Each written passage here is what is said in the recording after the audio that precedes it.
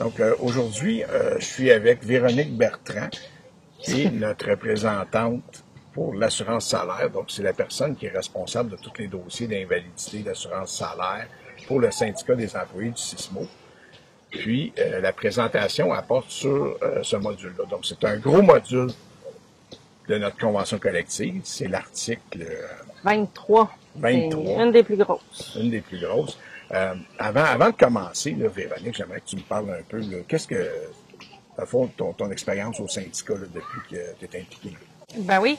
Ben en fait, j'ai commencé en 2020. J'étais déléguée au CHDAL, donc il y avait les fils au Centre de corps et mélodie. Okay. J'ai rapidement été aidée, portée main forte, dans le fond, à temps plein, à l'hôpital Anna-Laberge, ensuite à l'hôpital du Surroi. Ensuite, j'ai bouché un peu là tous les trous où il y avait des manques de représentants. Okay. Donc, t'as fait le bouche-trou. J'ai fait le bouche-trou, mais ça a été une expérience qui était salutaire parce que c'est là où j'ai pris le plus d'expérience. Puis ensuite, ben il y a eu un poste là au niveau de l'assurance salaire qui s'est ouvert. Puis c'était un poste que je convoitais déjà depuis longtemps. Okay. Fait que et j'ai été finalement nommée en remplacement là, de Jessie qui était là avant. Qu'est-ce que tu aimes dans ce travail-là, de l'assurance salaire? Ben, c'est la proximité avec les gens quand même, parce que tu leur parles beaucoup. Tu es toujours dans leur vie, ben en tout cas, tu es longtemps dans leur vie pendant la période d'invalidité. Puis je trouve ça important d'avoir quelqu'un sur qui compter. Puis moi, ben j'aime ça. C'est quelque chose que j'aime beaucoup. Aujourd'hui, on fait un portrait sommaire de l'assurance salaire. Donc, Exact. c'est pas, on rentrera pas dans les détails. On n'est pas là pour Non. Vraiment, parce que l'article 23, il y a genre 20 pages là, au moins. Donc, on rentrera pas dans les détails, mais on fait la présentation sommaire pour que les gens puissent comprendre qu'est-ce qu'ils ont droit, c'est quoi les grands principes de base. Exactement. Puis on va essayer de faire ça en quelques minutes. Ben souvent, il y a des membres qui vont poser des questions, ils sont pas sûrs, ils ont-tu le droit de me faire ça, ils n'ont pas le droit, ils ont-tu le droit de me demander ça. Ben en fait, c'est là. Nous, on va être capable de répondre à ça. Puis souvent, ils ont de la misère, là, tu sais, ils ont-tu le droit de l'appliquer, c'est-tu facile de le faire appliquer, c'est difficile, ils ont besoin de quoi, tu sais, tout ça, là, ça chapeaute un peu le pourquoi, mais on est là pour les guider, on est là pour les aider, puis les accompagner. On offre le service, fait que toi, dans le fond, tu es affecté à temps plein. Là, oui, exactement, à temps plein. Donc, si jamais les gens ont de la misère avec le bureau de santé à avoir leur assurance salaire, tout ça, ils peuvent te contacter en tout temps. Exactement, tout le temps.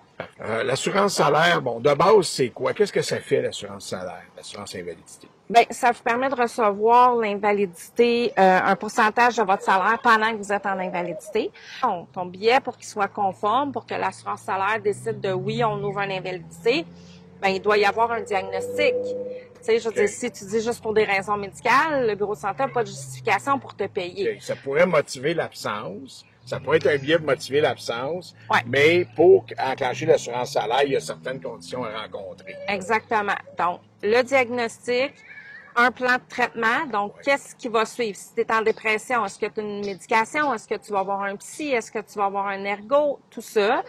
Ça prend la signature du médecin, évidemment, parce qu'il y en a que des fois, c'est un étampe pas signé, pas rien. Donc, ça prend ça.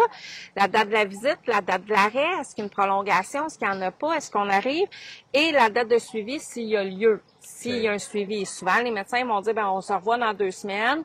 Puis, bon, ben la secrétaire va te donner ton rendez-vous dans 2 semaines sur un petit carton, un papier, peu importe. Mais ça, c'est important de l'envoyer. Fait que si j'arrive à l'employeur puis je mets un papier, là, Véronique Bertrand sera absente pour les 2 prochaines semaines pour raison médicale, est-ce que je vais avoir l'assurance salaire? Bien, c'est sûr que là, l'agent du bureau de santé va t'interpeller, va t'appeler, va dire, écoute, j'ai pas de diagnostic, peux-tu me fournir un document qui signifie pourquoi tu es en arrêt de travail? Donc, on va juste prendre le temps de revoir la définition d'invalidité, là. Fait qu'on entend par un état d'incapacité résultant d'une maladie, y compris un accident, complications de grossesse, bon, etc., faisant l'objet d'un suivi médical. Donc, ça, c'est important. Puis un suivi médical, j'imagine, je vais voir mon médecin, je vais voir mon thérapeute, j'ai de la médication, tout ça, j'imagine. Ça fait partie du suivi médical. Exactement. Médical, okay? Exactement. Puis qui me rend totalement incapable d'exercer mon travail habituel ou un travail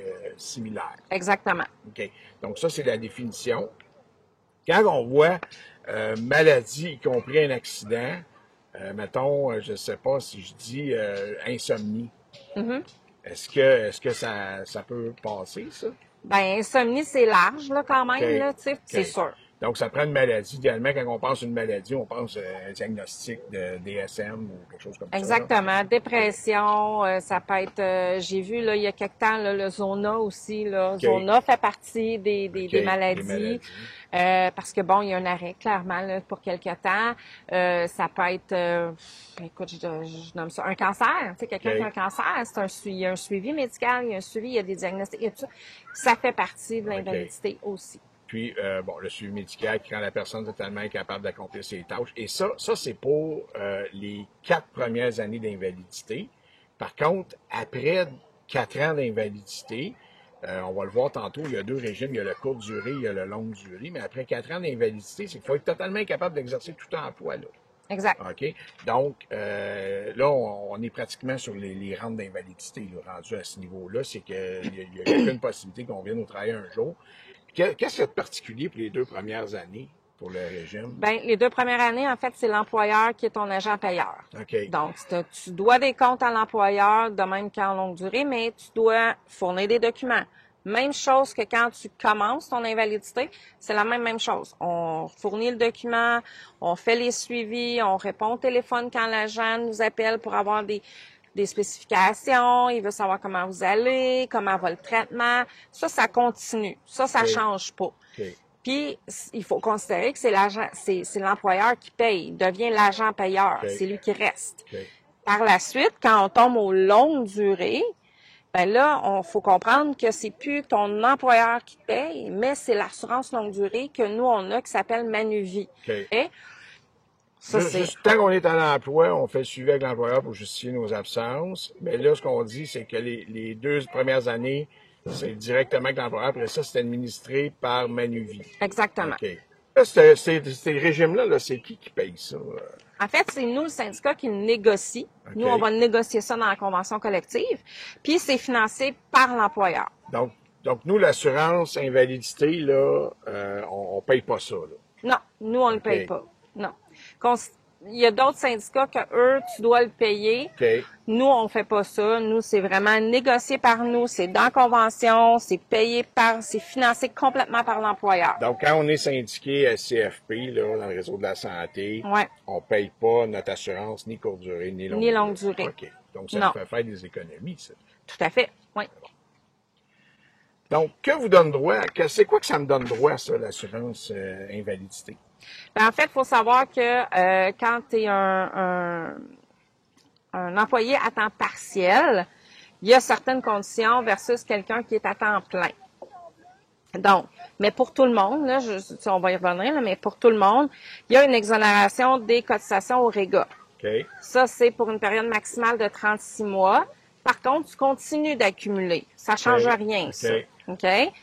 Tu as aussi une exonération des primes d'assurance collective, aussi pour une période maximale de 36 mois. OK. Donc, quand je tombe en invalidité, les 3 premières années, j'ai pas besoin de payer mon REGA, puis je suis exonéré. Ouais. Puis j'ai pas besoin de payer mon assurance invalidité. Ouais. Oui, il y a la prestation. Donc, OK. les 3 premiers mois de l'invalidité, tu es payé à 80 de ton salaire. OK.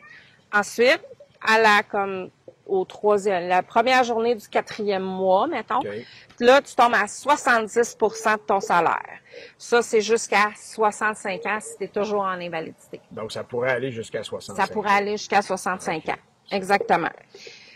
Juste spécifier les exonérations au niveau de la cotisation des assurances collectives, c'est à partir de la 8e journée d'invalidité. Bon, on sait qu'une personne à temps complet, l'invalidité, c'est basé sur son salaire de son poste à temps complet. Mais pour une personne qui est à temps partiel, c'est calculé quand même. Bien, c'est calculé au prorata du temps travaillé, donc des 52 dernières semaines. OK. Donc, ils vont faire une moyenne, puis à partir de là, ils vont établir le salaire. C'est bon. Puis on s'entend que ça, c'est juste le salaire de base, j'imagine? Oui, ça exclut les semaines où il y a des prises de congés autorisés, mettons, OK. des vacances, des fériés, maternité, de l'adoption, des sans-soldes, des maladies. Ça, c'est complètement exclu. OK, c'est bon.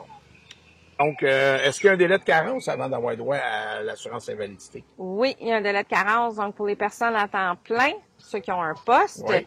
c'est 7 jours. 7 jours. Et ceux qui ont un temps partiel, donc c'est 9,8 journées.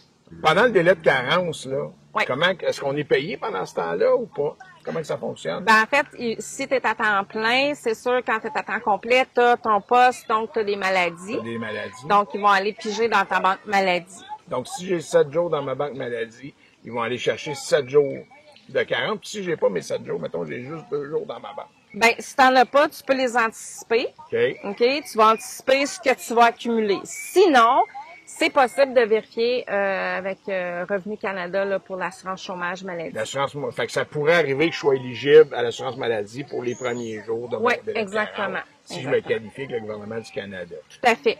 Puis, pour les gens à temps partiel, est-ce que j'en ai pas de banque maladie, je fais quoi? Non, ben c'est ça. Si t'en as pas, en banque, c'est là, Pat, ou si t'en as pas, tu peux aller en assurance. OK. On peut aussi aller à Service Canada. Service Canada. OK. D'autres choses qu'on a droit avec l'assurance invalidité. On a droit à la période de réadaptation pour 3 mois. Ça peut être reconduit pour une entente si jamais, je sais pas moi, après le 3 mois, ça fonctionne pas, puis on aurait besoin de 2, 3, 4 semaines de plus. Ben ça, il y a toujours possibilité, mais ça, faut s'entendre avec l'agent. C'est pas d'emblée. C'est pas quelque chose qui vient tout seul. Puis, l'autre chose qu'il faut savoir, c'est que les journées travaillées, quand vous êtes en période de réadaptation, par exemple, tu reviens en travaux légers, tu travailles le lundi. Toute la journée, c'est ta journée travaillée. Ouais. Cette journée-là, elle est payée à 100% de ton salaire. OK. Et les autres journées, tu vas être payé soit à 80 ou à 70% de ton salaire selon où tu étais rendu, si ça faisait plus de 3 mois ou moins de 3 mois. OK. Donc, j'ai droit à une période. Fait que si, mettons, ça fait 2 ans que je suis en arrêt, je suis insécure de revenir, donc ça me permet de revenir progressivement. Tranquillement, pas vite, de Pour te avoir réadapter, de pouvoir te remettre dans le bain un peu, puis prendre sans la avoir routine. tout ça stressant comme... Puis, dans le fond, jusqu'à quand qu'on a droit aux prestations? Ben en fait, c'est jusqu'à ce que tu reviennes au travail, donc quand il n'y a plus d'invalidité, ou jusqu'à ce que tu prennes ta retraite, là, Ça peut jusqu'à aller 65 ans. 65 Oui, ans. tout à fait. Bon, ben écoute, ça fait le tour de la présentation. Merci fait beaucoup, plaisir. Véronique. Puis peut-être le prochain, on parlera plus spécifiquement là, pour l'accessibilité, faciliter ça. Exactement. Mais on essaiera de vous donner des trucs pour ça. Mais écoute, je pense que les gens vont apprécier. Puis merci de ton temps. Ben ça me fait plaisir.